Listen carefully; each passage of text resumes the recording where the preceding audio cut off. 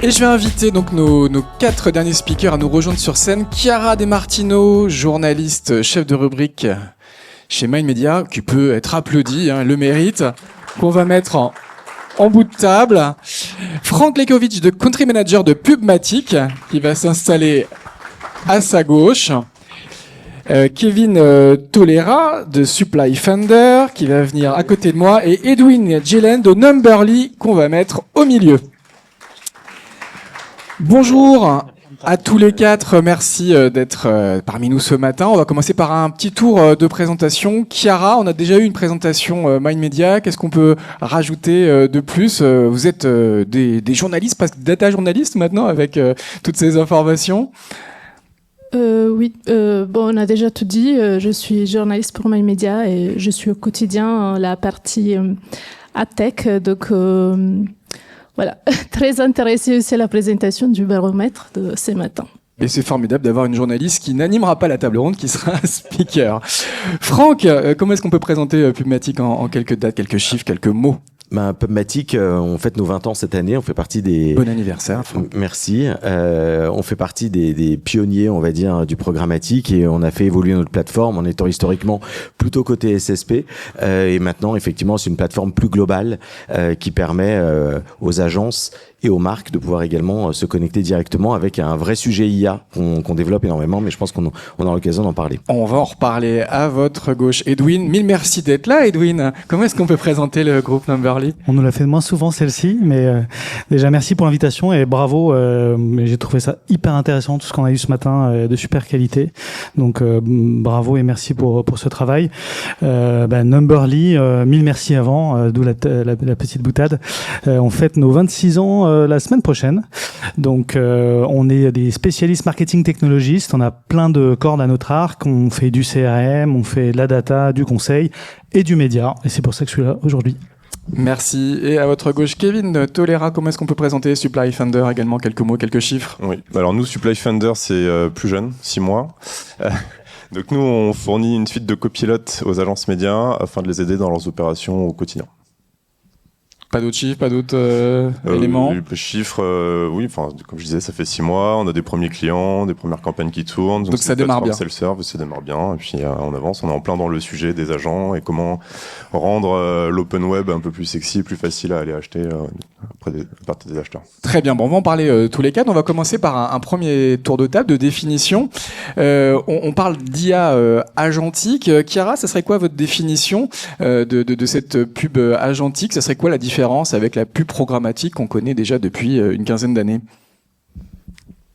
Oui, les deux définitions peuvent s'approcher, mais elles sont différentes parce que le programmatique se base sur le modèle classique de vente aux enchères, alors que l'agentique dans la publicité en ligne n'a pas forcément besoin de passer par la vente aux enchères. Après, ça dépend des standards qui sont en train d'être mis en place dans le monde des AdTech. On le sait tous, il y en a 2 principalement, donc l'AdCP et... On va en parler juste après. Et donc voilà, il y a sont 2 définitions qui peuvent être liées, mais en même temps aussi fonctionner séparément.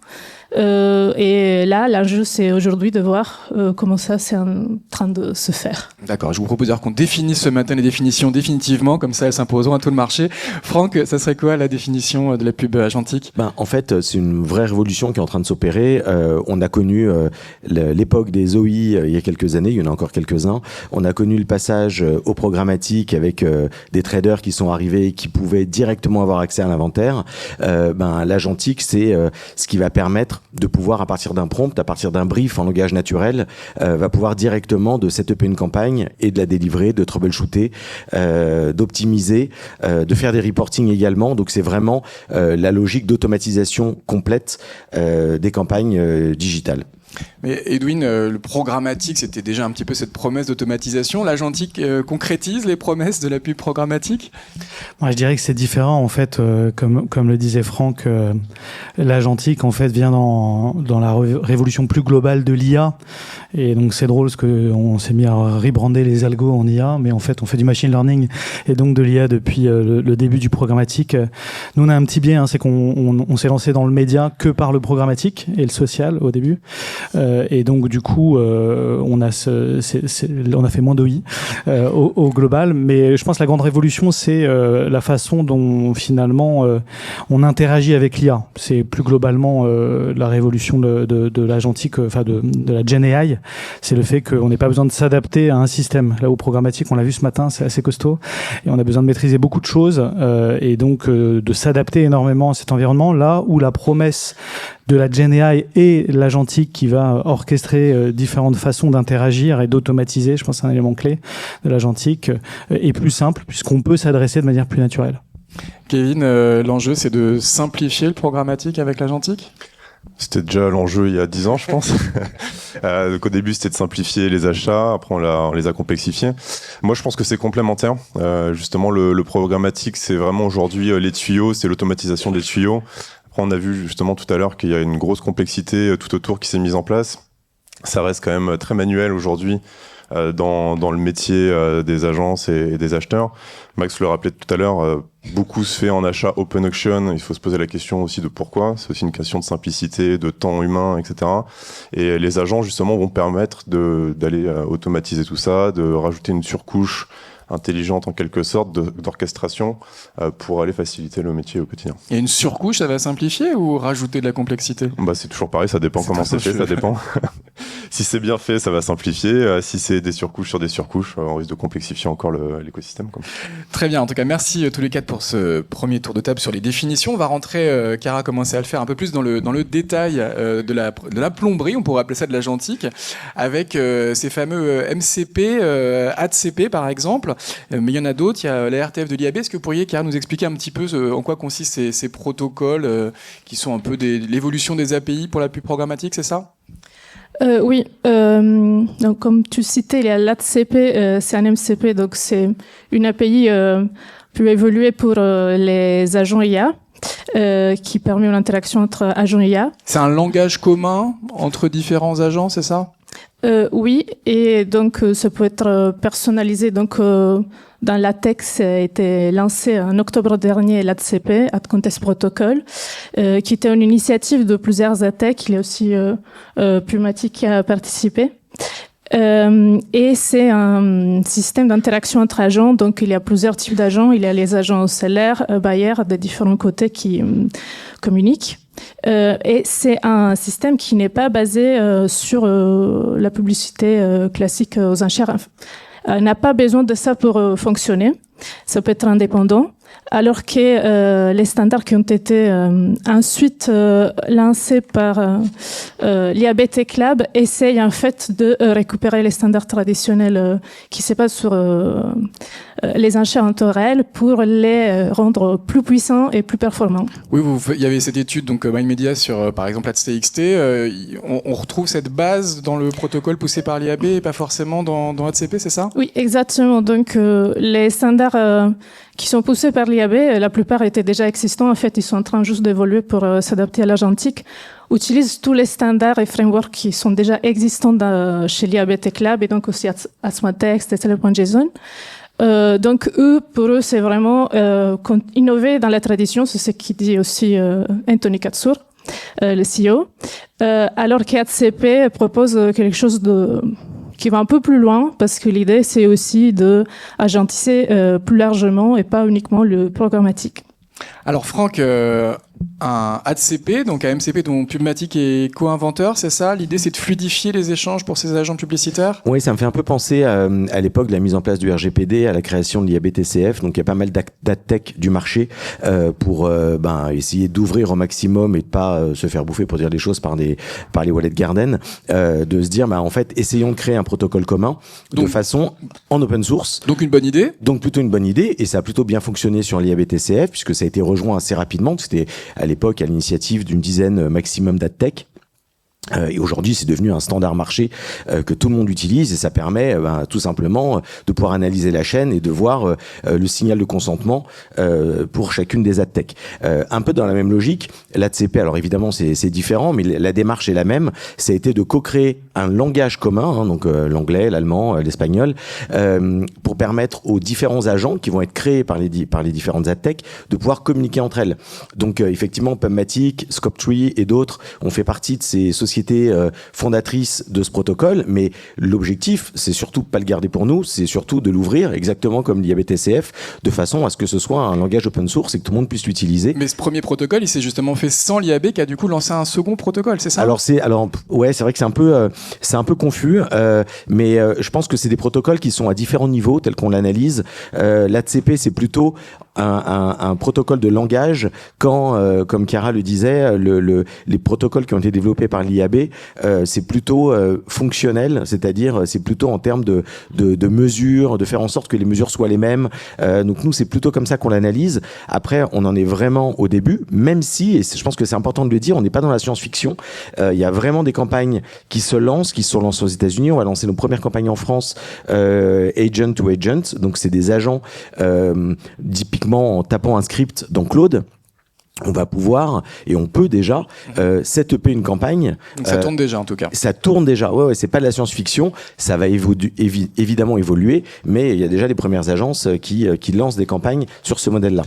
Edwin, c'était nécessaire de créer un protocole pour cette pub agentique. Après, il y a une rivalité entre protocoles, si je comprends bien. La question est hyper dure. En vrai, je pense que ce qui serait important là-dedans, c'est que ça vienne simplifier. Je pense qu'on a eu un super exposé de la complexification qu'on a et qu'il faudrait éviter que ça soit un petit peu comme ce qu'on peut avoir parfois dans l'univers législatif, un millefeuille de choses qui s'empilent. Donc peut-être qu'on peut en faire une occasion d'aller un petit peu simplifier tout ça pour que ça soit plus compréhensible et plus facile de comprendre comment on peut l'adopter et s'en servir et voir comment on va entrer dans cet univers agentique. De toute façon, il y a de l'agentique partout, donc on en reparlera peut-être, mais ça va se développer quoi qu'il arrive. Et chez Numberly, vous travaillez déjà avec un de ces deux protocoles ? On observe ces protocoles pour l'instant. On n'est pas en train de vraiment jouer avec. On fait des choses avec de l'agentique. Je pense que Kevin pourra en parler aussi, notamment.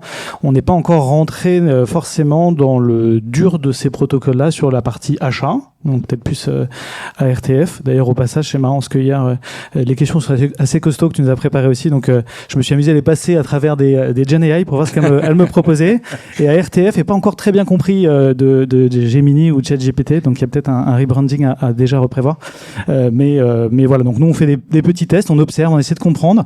Et on essaie aussi de comprendre le rôle peut-être des acteurs actuels. Je sais pas comment ils vont se positionner. Il y a des questionnements et des choses à aller suivre aussi de ce côté-là. Kevin, quel regard sur ces différents protocoles? On le disait, c'est une bonne idée, ça va dans le bon sens. Après, il y a déjà deux protocoles qui sont pas compatibles. Ouais, moi je pense que c'est nécessaire, notamment pour évangéliser le marché, qu'on commence à en parler, qu'on commence à travailler dessus et réfléchir. Ça me fait un peu penser à ce qu'on a après Bit.js, moi, de l'époque, où c'était la même façon. On a lancé le header bidding avec ce protocole, on va dire, enfin ce wrapper, avant que d'autres wrappers arrivent. De la même façon, aujourd'hui on parle ADCP, on peut faire de l'agentique sans passer par ces protocoles-là. Maintenant, moi j'ai une petite... alors je sais pas comment dire ça, mais faut tout de même faire attention. L'agent ou agent sur 100% de la chaîne, on risque de recomplexifier justement l'ensemble des achats et notamment de sortir l'humain de l'ensemble de la réflexion et de la chaîne. Et là, on va revenir sur un peu ce qu'on voit avec les walled garden. On appuie sur un bouton, tout se fait tout seul. On n'a pas vraiment le contrôle, c'est un peu une black box. Et notamment, tout le monde fait pareil. Je pense qu'il faut utiliser les agents aujourd'hui et l'agentique pour pouvoir se démarquer, pour faire de l'innovation. Mais donc, ça nécessite de garder un certain contrôle. Et donc, c'est là où il va falloir voir l'évolution des différents protocoles. Alors on va se focaliser sur les promesses de ces nouveaux formats agentiques. On va commencer par côté demand. Chiara, l'idée, donc on l'a compris, c'est de simplifier l'achat média avec par exemple des requêtes en langage naturel. C'est ça l'une des premières promesses ? Oui, c'est une des promesses. C'est... Donc la question c'est côté demand si ça va simplifier. Oui, pour expliquer un petit peu ce qu'on peut attendre de ça, la rupture avec ce qu'on connaît déjà dans la pub programmatique, mais on peut poser aussi la question à Franck. Oui. Simplement, en effet, ça devrait simplifier pour les agences, les clients, la possibilité de pouvoir accéder à ces inventaires. Ensuite, bien sûr, c'est quand même nécessaire d'avoir une une bonne interconnexion technologique. Donc, je pense pas que ça va signifier que, par exemple, la partie DSP va complètement disparaître, mais simplement évoluer aussi dans les besoins et répondre davantage à cet besoin agentique. Merci Franck, on commençait à l'évoquer. Donc l'une des promesses par exemple c'est de pouvoir faire des requêtes en langage naturel. C'est de faire des requêtes en langage naturel. Effectivement, ça existe aujourd'hui et ça va surtout permettre, et on revient avec ce qui était présenté, on peut faire le lien avec ce qui était présenté ce matin, justement à aller sélectionner l'inventaire qui est le plus qualitatif, à aller tester différentes choses beaucoup plus facilement, à pouvoir créer différents scénarios quand avant c'était quand même des usines à gaz à programmer dans les DSP. Donc aujourd'hui, en fait, cette automatisation et l'agentique va justement permettre d'optimiser ça et de recréer de la valeur sur l'ensemble de la chaîne. Et donc je crois que ça marche déjà dans Claude, d'Anthropic, et donc on dialogue, on pose des questions et on a la campagne qui se met en place automatiquement. On rentre aujourd'hui, on va saisir un brief, je suis un constructeur automobile, je lance une nouvelle voiture. Enfin voilà, vraiment le brief marketing traditionnel qui va ensuite aller dans la plateforme créer des auction packages, qui va aller sélectionner des audiences, des inventaires, des cibles qu'on va pouvoir aller retravailler manuellement. C'est le début, donc je pense que il faut être réaliste. Au départ, il va y avoir probablement et même très certainement un retravail manuel qui va être fait, mais quelque part, les auction packages sont créés à partir de cette requête-là, donc de ce prompt, et ensuite, plus ça va aller, plus on peut imaginer qu'il va y avoir une automatisation qui va se faire, et c'est là aussi l'intérêt au niveau de la demande, c'est qu'on va pouvoir démultiplier les cibles, on va pouvoir travailler à plus grande échelle, on va pouvoir, enfin voilà, ça va permettre troubleshooter également, parce que c'est quand même un vrai sujet aujourd'hui le troubleshooting sur les campagnes, les agents IA, et ça aujourd'hui on l'a déjà dans la plateforme, on le voit côté supply, de pouvoir optimiser aussi côté éditeur, on en parlera peut-être tout à l'heure un petit peu, mais côté demande, c'est aussi la possibilité d'avoir des initiatives et des idées qu'on n'aura pas forcément par ailleurs, qu'on n'a pas le temps de traiter. Et c'est pas que de l'IA générative qui va nous aider à définir notre plan média. Là, elle est vraiment agentique, elle va acheter des inventaires. Tout à fait. Ouais. Aujourd'hui, elle achète, et on a, d'où l'intérêt de l'ATCP, je reviens une minute là-dessus, mais c'est que il va y avoir certaines technos qui vont développer leur propre agent. Et cet agent, ils vont pouvoir directement programmer une campagne depuis leur plateforme qui va ensuite opérer sur notre plateforme ou une autre. Mais ça va permettre aux plateformes d'interagir entre elles directement. Edwin, ce qu'on décrit, ça ressemble bigrement au métier d'une agence, non ? Est-ce que c'est pas une menace pour votre activité au quotidien ? Non, moi je suis plutôt quelqu'un d'optimiste, donc ça m'inquiète pas outre mesure quand on regarde, les 16 dernières années ou un peu plus de comment le programmatique ou le média a évolué. Je pense que tout le monde et les agences en première ligne de front sont obligés de se réinventer en permanence. Donc moi je pense que plutôt l'agentique, je sais pas si je crois beaucoup au fait de dire on va écrire nos briefs et de manière complètement conversationnelle, parce que je sais pas pour vous, mais pour essayer d'utiliser assez régulièrement des Gen AI, c'est un peu fatigant de prompter en permanence. Donc, je crois plutôt à une expérience utilisateur qui va faire évoluer finalement ce qu'on a plateformisé et ce qu'on a l'habitude d'avoir comme interface. Et en fait, il y aura toujours un rôle d'aller cadrer. Je veux dire, on peut s'amuser à faire l'exemple d'un brief d'un annonceur. Il va me dire, je vais faire de la notoriété, mais je vais regarder les ventes. Donc, comment on transmet ça, comment on le cadre et comment on ajoute finalement la capacité à designer l'agent avec sa touche sur la mesure, avec sa touche sur la 1P et les sélections des inventaires, on en a parlé aujourd'hui. Donc je pense qu'il y aura toujours une façon de se démarquer et d'apporter de la valeur. Après, si ça apporte plus de valeur, c'est très bien, on le passe avec une machine. Je pense qu'il faut pas avoir peur, on voit beaucoup de débats et d'inquiétudes sur l'humain, la machine. Enfin, je veux dire, on avait des slides il y a encore 15 ans disant c'est programmatique, c'est l'alliance de la machine, de la technologie et de l'humain. Il y aura toujours un rôle pour apporter plus de valeur. Est-ce qu'il n'y a pas un marché qui peut se segmenter entre les gros annonceurs qui auront toujours besoin des grandes agences médias, et puis du côté un peu self-service, à la fois pour les petits annonceurs, les petits Si, publishers. certainement, mais c'est très bien. Ça va permettre à des gens qui pouvaient pas forcément avoir la taille de passer par ces voies-là, d'aller utiliser la publicité à des fins de business. Mais en fait, on le voit déjà partout arriver ça. Je veux dire, la télé, par exemple, la CTV, ça devient vachement plus accessible par rapport à ce qui était avant. Je veux dire, c'est possible de se payer un spot sur Koh-Lanta que tous les annonceurs nous demandent, par exemple. Et donc, on le voit aussi avec Google Ads, c'est accessible pour tout le monde, Meta aussi. Donc ça simplifie l'accès à la publicité. Donc ça pourra attirer ce qu'on appelle la long tail sur l'open web, ce qui aujourd'hui est une partie des recommandations pour créer de la valeur sur ce segment. Tout à fait. Kevin, sur côté Demand, à quelle révolution il faut s'attendre ? Moi, je voulais juste rebondir sur ce que disait Edwin d'abord, sur le danger aussi des agents conversationnels. On a tous aujourd'hui, je pense, passé plus de 15-20 minutes à discuter avec ChatGPT ou Gemini pour une tâche simple et à passer plus de temps à discuter pour qu'ils répondent à notre place par fainéantise. Et il va falloir justement faire attention dans ces outils-là à ne pas tout rendre conversationnel, parce qu'en fait, on va juste devenir feignant et plus faire le travail et s'attendre à ce qu'il le fasse, quitte à passer plus de temps. Pour moi, le monde agentique, ça va justement être de regagner de l'efficience, et donc il va savoir à quel moment l'utiliser, à quel moment ne pas l'utiliser. Et d'ailleurs, je reviens aussi sur ce que disait Max tout à l'heure sur l'open auction. Pourquoi l'open auction aujourd'hui est beaucoup utilisé ? En fait, si on voulait pas utiliser l'open auction, il faudrait aller contacter tous les éditeurs, faire des deals, aller dans les plateformes de curation, savoir les maîtriser, etc. Et c'est là où l'agentique, en fait, va pouvoir permettre d'automatiser tout ça, d'aller faire ces tâches-là qui étaient complexes et longues à notre place, mais pas aller forcément faire 100% de la stratégie ou passer des heures à discuter avec nous. Mais à mon sens, c'est plutôt là où l'agentique va pouvoir nous aider et aider le côté du monde.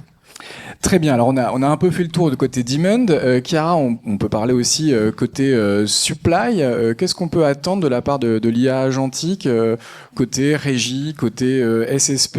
L'idée, c'est que ça va peut-être mieux optimiser, analyser les inventaires. On va gagner du temps aussi de ce côté-là? Oui, et je parle notamment du protocole ADCP.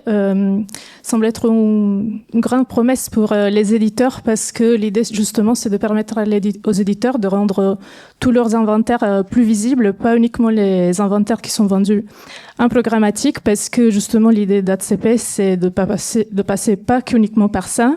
C'est qui est aussi moi j'avais échangé avec Brian O'Kelly qui a aussi participé au lancement d'ACP, et justement pour lui faire que du programmatique c'est aller contre l'économie du marché, et l'idée justement pour les éditeurs c'est de leur permettre de vendre aussi les inventaires qui passent pas par le real-time bidding. Et donc justement d'ouvrir davantage d'opportunités de vente et d'optimiser les revenus. Parce que justement ce protocole demande de déclarer de manière très précise quels sont les inventaires à disposition de la part des agents de vente.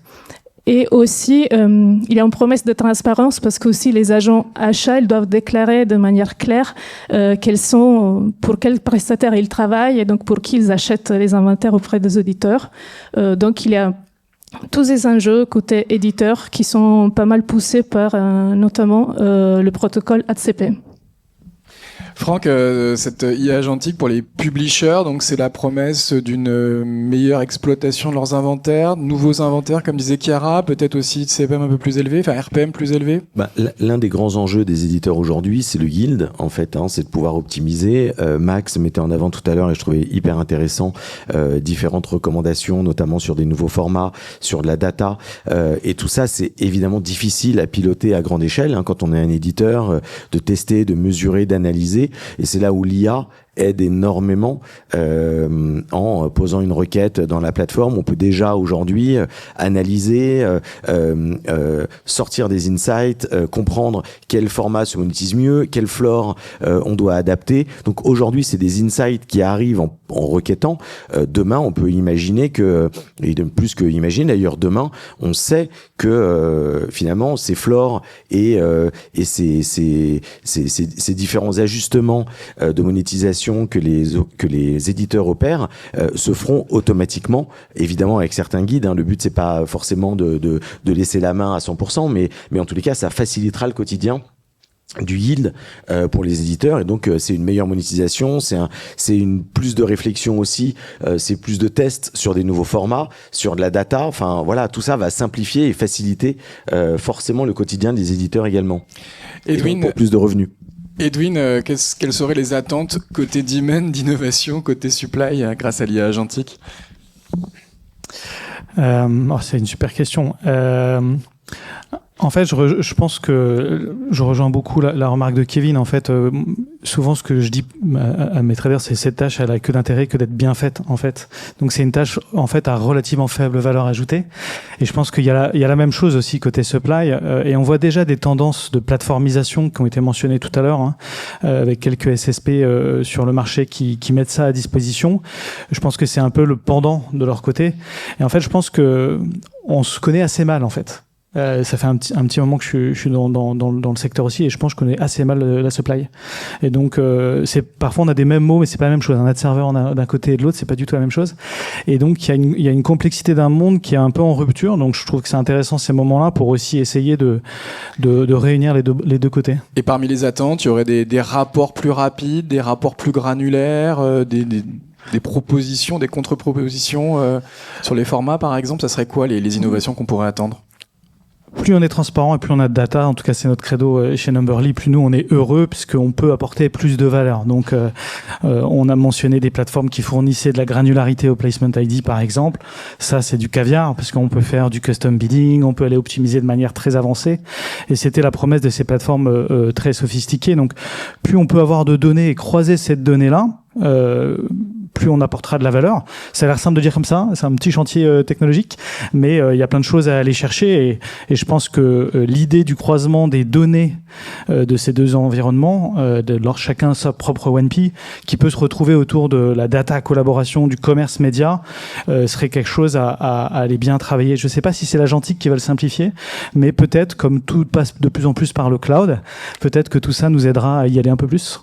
Kevin, un mot là-dessus également? Moi, je pense qu'il y a aussi un angle technique à prendre en compte, qui est en facilitant l'accès des inventaires éditeurs du côté demand. On va permettre aux comment dire. Pardon, je vais recommencer. Aujourd'hui, et d'ailleurs Max en a parlé tout à l'heure, on a beaucoup de bid requests et donc on a du throttling ou du traffic shaping côté DSP, côté SSP.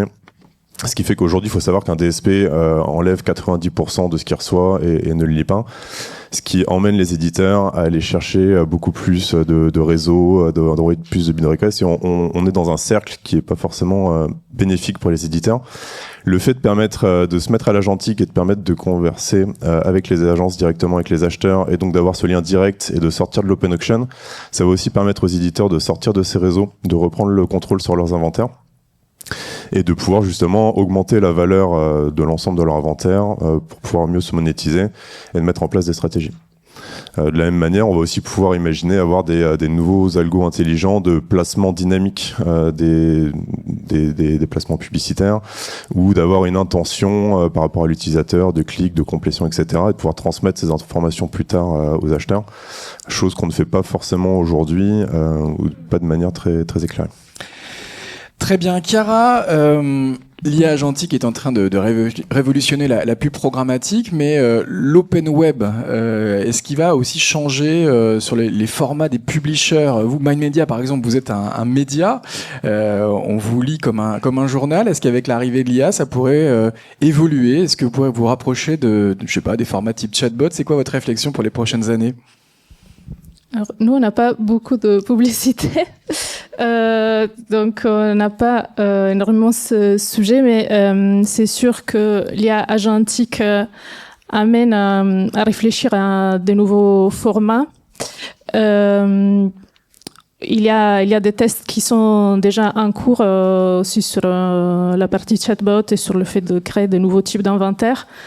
Je pense qu'il y a de toute façon quand même aussi un point d'attention à voir comment investir et comment garder aussi un inventaire qualitatif parce que moi je pense aussi on a vu sur la vidéo InStream qui concerne notamment sur le baromètre du programmatique les éditeurs traditionnels, il y avait beaucoup d'attentes sur ces leviers. L'année dernière, on voyait de très bons résultats. Et aujourd'hui, on voit que ça baisse. Donc, il faut aussi peut-être c'est de s'interroger sur comment optimiser au mieux ce type d'inventaire, au-delà d'investir sur tous ces nouveaux leviers. Franck, on a vu un chatbot, ChatGPT, se lancer dans la publicité avec des CPM qui doivent faire rêver beaucoup de publishers. Je crois qu'on est à $60. Est-ce qu'à l'inverse, l'open web doit se chatbotiser pour aller dans ce sens et répondre peut-être aussi aux attentes tout simplement des internautes? Alors, on avait connu il y a quelques années les éditeurs qui essayaient de concurrencer Google et mettre des barres de search au sein des portails. Bon, ça n'a pas été un énorme succès. Je suis pas sûr que ce soit le nouveau modèle à trouver, surtout que c'est quand même beaucoup d'investissement. Je pense que la question de ce point de vue-là, c'est plus comment monétiser la donnée, puisque finalement, aujourd'hui, les ChatGPT et les autres viennent se nourrir de la donnée qui est produite par des journalistes et par les éditeurs, et finalement il y a un sujet de valeur qui est quand même important et qu'il faut se poser. Je pense que le salut il vient plutôt sur des nouveaux formats, sur des nouvelles façons de monétiser, sur la qualité du contenu également. Toutes les analyses qui ont été présentées, je trouve, sont hyper pertinentes pour les éditeurs. Sur la mise en commun, pourquoi pas d'inventaire, de données, c'est des sujets qui sont évidemment intéressants, mais après, bon, je suis pas à la place des éditeurs, mais je vois mal comment chaque éditeur peut lancer son propre chatbot. Edwin, cette révolution de l'IA, elle doit se limiter à la publicité ou est-ce qu'elle peut aller un peu plus loin? Non, je pense qu'elle est partout. En fait, l'autre jour, je me disais, on a les walled gardens, mais en fait, on a un univers encore plus captif qui arrive. Je sais pas s'il faut lutter contre des évolutions. En fait, ce qu'il faut regarder certainement, c'est ce qu'on fait nous et ce que les consommateurs font pour essayer de comprendre ce qui leur plaise. Et dans cet univers-là, je pense que le contenu de ce qu'on peut proposer à l'internaute, au mobinaute, est évidemment clé.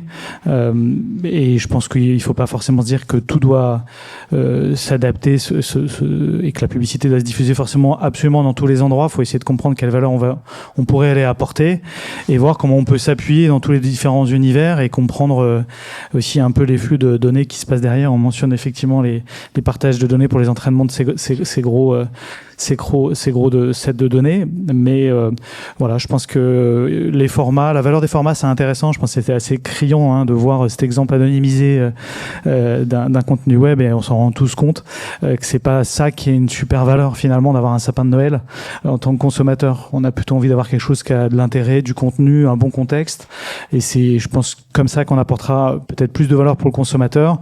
Et pour les marques, comment on mesure tout ça? Parce que voilà, il y a cette phrase qui dit que la moitié de mon budget ne fonctionne pas, je ne sais pas quelle est cette moitié-là. Oui, c'est une phrase de John Wanamaker qui doit remonter au 19e siècle, je crois. Tout à fait, très bonne connaissance, qu'on aime beaucoup citer, parce que la mesure fait que on arrive à voir ce qu'on propose, si c'est intéressant ou pas. Donc sans mesure, rien ne fonctionnera.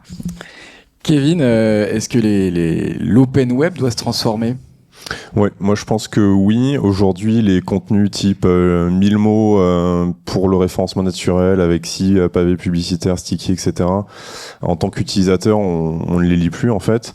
Aujourd'hui, avec l'IA, il est possible pour un éditeur d'aller créer un outil qui correspond à l'intention de l'utilisateur assez rapidement, de faire des trucs assez intelligents, que ça soit justement faire un moteur de création de recettes au lieu de faire des recettes déjà toutes prêtes, que ça soit des moteurs de recherche basés sur de la data historique du journal, etc.